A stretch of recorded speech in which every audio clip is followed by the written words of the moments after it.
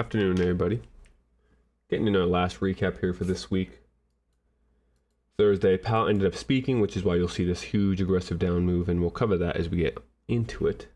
But first, on this higher time frame, like we spoke about yesterday, we just continue to attack highs. So after hitting this 4 hour, this is a 4 hour fair value gap here. Right, this 4 hour, this is also another 4 hour. We were looking at the lower one, we hold it, rejecting.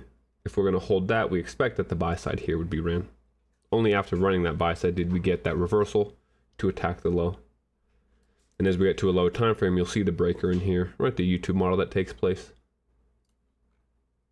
So on a 15-minute, you'll see that as we clear this buy side now, so this was all of yesterday's price action, heading into London, we run up, clear out the buy side, run the high, create a short-term high, and now in New York, we actually go ahead and clear that high as well. So we clear a short-term high, we then break structure here at the low. Classic YouTube model. Leaving behind the fair value gap. And as we would expect, right, especially after running a daily high like this, we can expect that this would hold us, deliver us back into the 4 hour originally, creating some short-term liquidity. And then ultimately we get right through that there. So we have, right, market structure shift, also just sell side. We'll label it as sell side for now. Cool. So we attack that sell side, just wick it because this is right at that news. But then ultimately you see we remain heavy and we get all the way into this low here, which is Monday's low. So we take out the weekly low, and as of now, we'll have to see what we want to do. Right, on the higher time frames, real clean YouTube model here. Breaker as well, high, low, higher, high. Down close candle will act as the breaker. Notice how the candle bodies hold the breaker. Sure, we wick higher just into the fair value gap, but the bodies will remain in the breaker. That's what we'd like to see. And if you notice quickly here, right, fractalized YouTube setup again. High, low, higher, high, broken, holding that setup as we deliver lower. Continue to work down now on these time frames. Right, still kind of getting the same idea. Breaker block. 5-minute fair value gap's a little bigger. So it's this whole fair value gap here. Still holding as we would expect. Now you can really see that YouTube starting to take effect here with that short-term high being cleared, equal lows being ran. And one thing we always like to see is when we break the low and close below it. Right, so this candle closes below. We'd like to see that fair value gap that's left behind. Notice how the fair value gap is pretty closely aligned with this fair value gap here. So we have overlapping fair value gaps, and that's why you'll see that we wick higher into this original. But once again, these bodies get held within the 5-minute here. Once we hold there, news takes us straight down into sell side. We created a huge fair value gap here, but because news was so aggressive, and if we're going to really reach lower, we have no need to return into consequent encroachment. That's what you see here. And then ultimately, we just deliver into that sell side. As we work on the 1 minute now, you'll see the finer details of things. So originally this morning, we had spoke about this 1 minute fair value gap here. That we would want to see what would happen as price gets to this. Because if we were going to continue to run, price would run this short-term low, return into this inefficiency, reject, and continue to run higher. What we saw anyways, was that price completely disregards this low, this fair value gap, and breaks through this low here.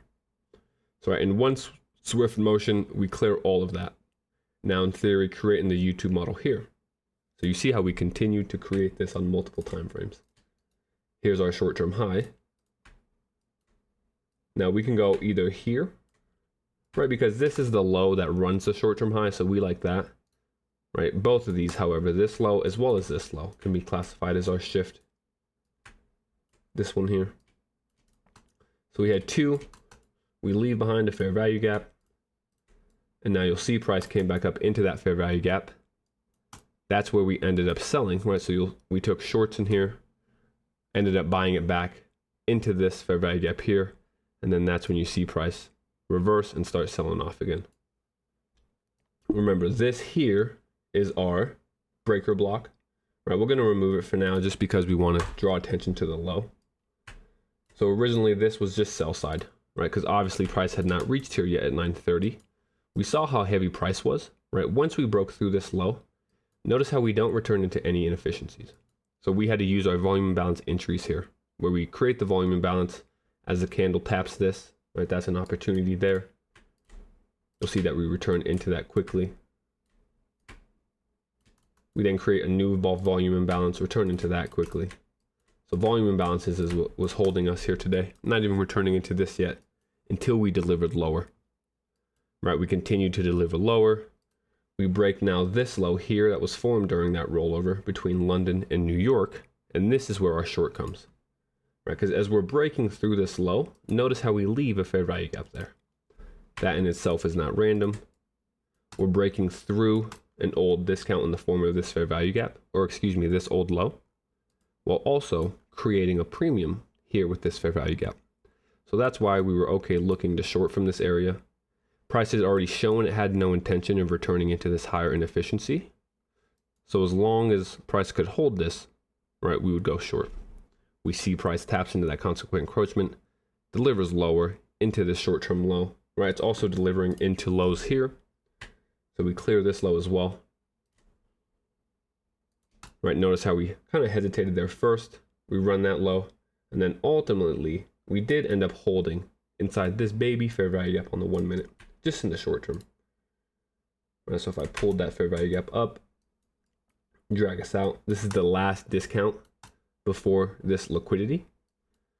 And we often speak of if price is going to engineer short-term liquidity above a liquidity point like this, then we would expect that the last discount would hold us in the short term. And that's exactly what we get.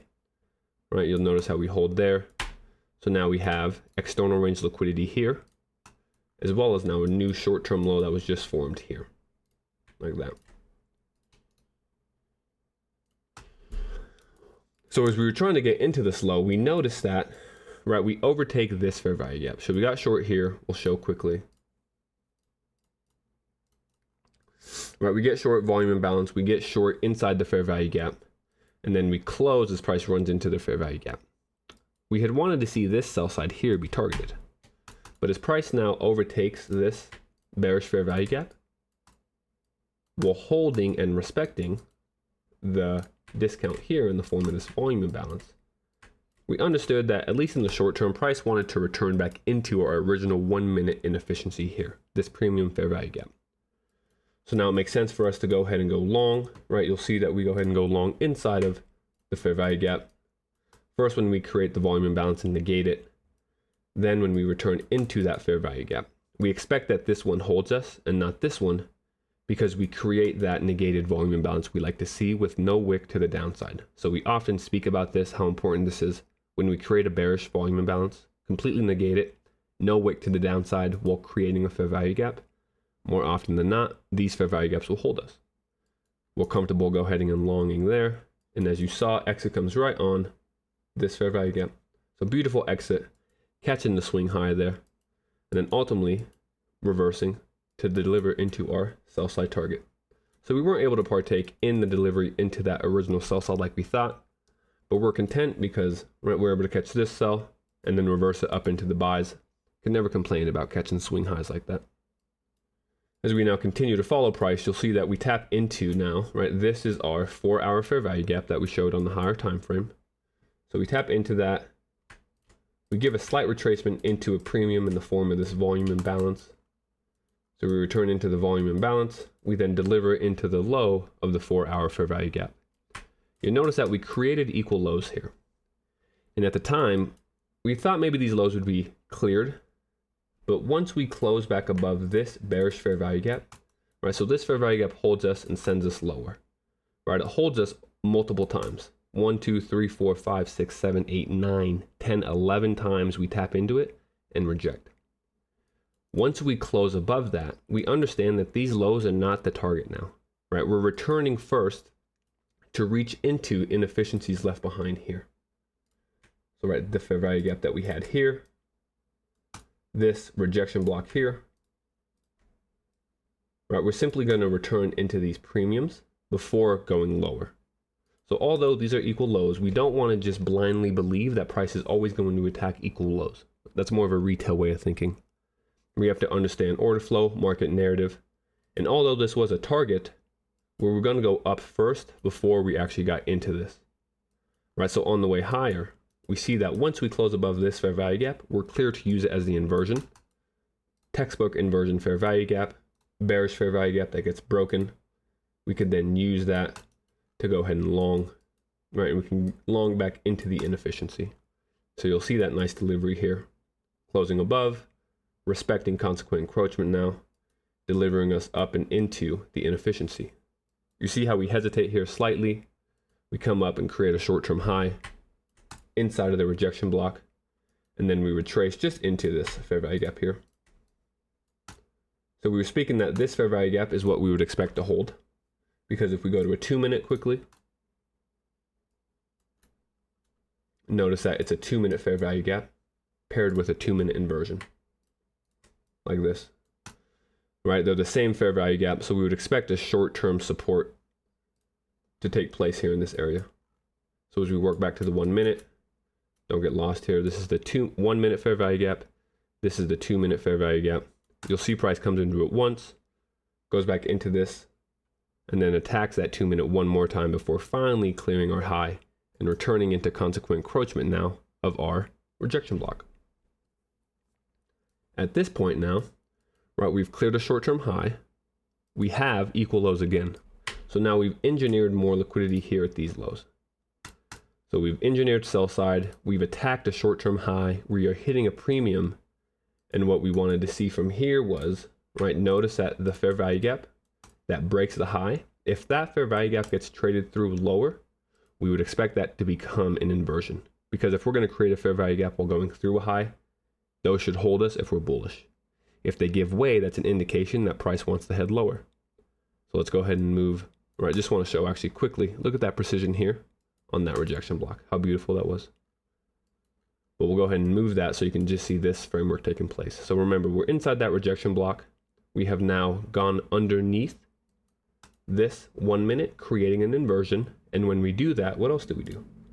Well, we engineer a fair value gap that is perfectly aligned with the consequent encroachment of our new inversion.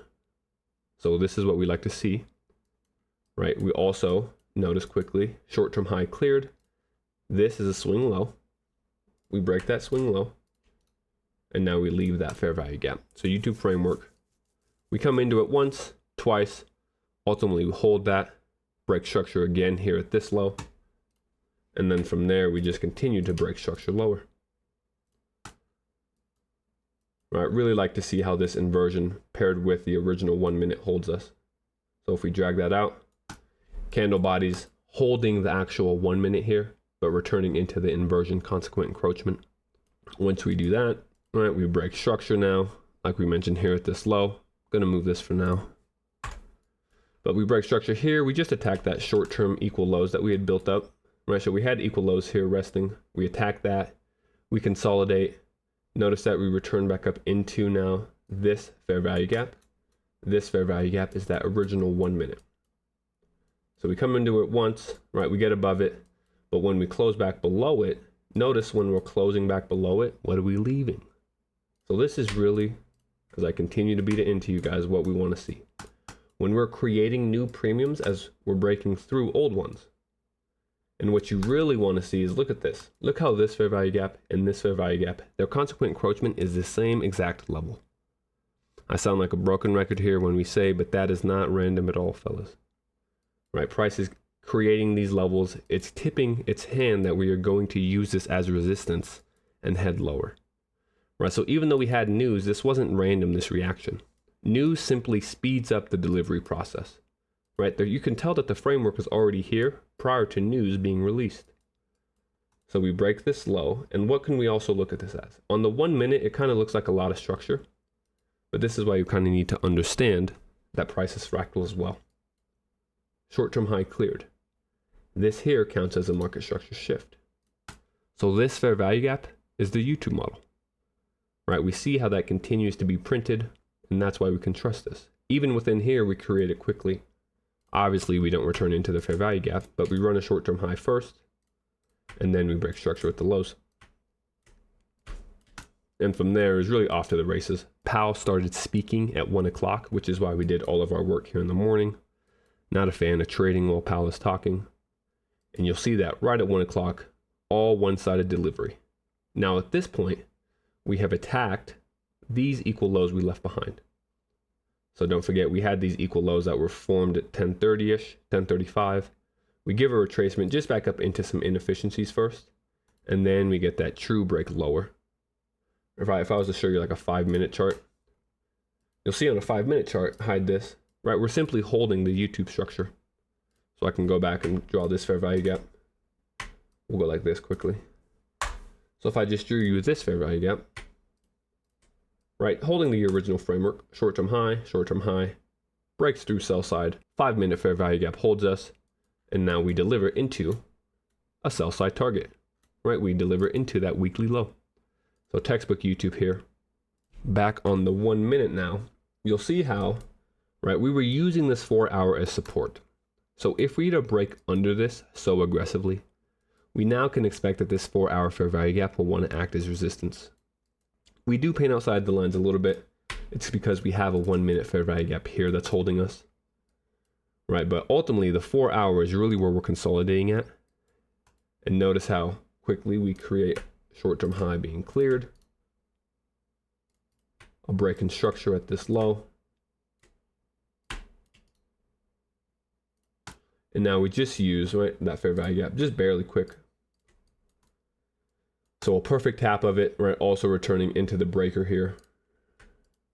So you see how these concepts continue to overlap with one another. And really, from 1 o'clock, we were all just bearish. Right? So everything that was being formed was just to continue to deliver lower. Right? So we hold the breaker formation. Also notice how as I remove this, as we close under the 4-hour, we're using now the 4-hour here as an inversion level. Because if we're going to close underneath the 4-hour, it makes sense to use it as our inversion. Right, price wicks up and into it, we reject, creating new premiums now on the way lower that hold us. So the fair value gap here holds us. We continue to now attack short-term sell side. Right, low resistance liquidity runs here. So we're attacking sell side, continuing to deliver lower. And ultimately, we got into now our level here, which this is that weekly sell side pool. So you'll see how once we hit that weekly sell side, we give a retracement back up into this old low because we had left a fair value gap here. But if price is bearish now, any run on highs should be seen or should be expected to simply be a run on stops before reversing. So this here is running the short-term high, right? We clear that short-term high, we return into an inefficiency. Now we attack sell side again. So sell side gets attacked. We even do it one more time here. Just wanted to mention one more thing quickly about that run lower. Right, so after 1 o'clock, we obviously hold the fair value gap here, like we mentioned. We're breaking lower, we create a short-term low. This dark level here is the previous day low. So we engineer that liquidity just above the previous day low, so we would expect that that gets interacted with. What I really wanted to show though was this white area in price that we have is the new week opening gap. So it's rather small, but it's important to notice how price can interact and create setups right around this level. So you'll notice that as we break underneath it here in the short term, we create a fair value gap there. So when we see something like that, new week opening gap being broken with the fair value gap, price is already showing signs that it's extremely bearish. We have liquidity here resting above a previous day low. Right, we would really expect that that low gets ran. High probability setup here. And we run that low, delivering us now into the weekly low like we mentioned here. One other thing though, right, so we had this sell side. Look where price is returning up into. It's not just only running this high. We had pointed out this fair value gap earlier, but this fair value gap is aligned with the old daily low. So we just like to see when concepts overlap and mesh like this, gives us more confluence, creates higher probability entries. So I just wanted to pull that up in there, show you guys kind of how we can use, right, concepts with one another, overlapping these concepts to really create high probability setups that yield the results we're looking for. At this point, we have cleared lots of sell side. We have formed and created a new weekly low. So we would expect price to fizzle out like this, right? We've gone up into our daily fair value gap high, clearing the previous day's high. and now we have delivered lower into our weekly low. So we've created an outside range day, large range day. It would make sense for price to consolidate. And if I drag out that weekly low, look where we're consolidating, right around that level. So this really tells you how this weekly level here was our target. As we work back to the higher time frames, right, we could see that. So Monday's low, we deliver into that nicely, and now we're just sitting near that level. You see how we attacked buy side first. As I mentioned, that YouTube model holds us. Sell side is our new objective. So overall, we do get some nice delivery today, right? Rather large range, outside range day. So if we go to a daily chart, right, today's range overtook the high and the low of yesterday and the previous few days, right? So it's a weekly high and a weekly low, which leads me to believe that we may actually have an inside range day tomorrow. We're not trading tomorrow anyways, but that's fine.